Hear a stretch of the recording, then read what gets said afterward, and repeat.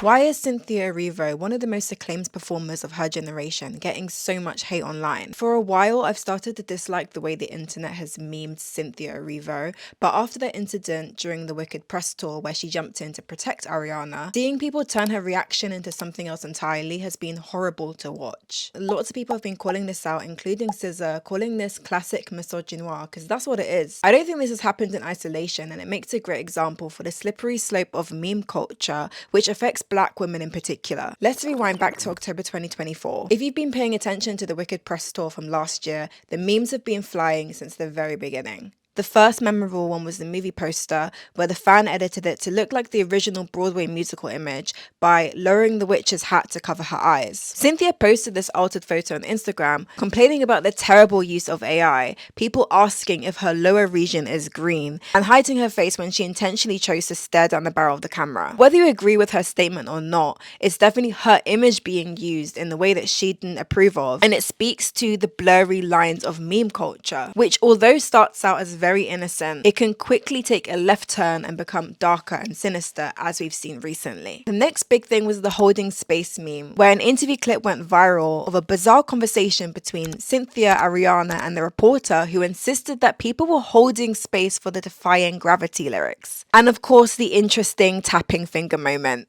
Everyone involved was confused. I remember in the moment asking myself, am I okay? Including the viewers. It was a strange moment, so of course people will repost it, but the issue is when people cross boundaries in real life. Like, Cynthia speaks about this in a GQ interview for her Man of the Year cover, saying that people come up to her and ask her to hold her finger. The thing is, Cynthia is obviously way more expressive than the average person, with her being a musical theatre actress. Hence why every week at one point there's a new meme of her, like the iconic one of her tapping her head.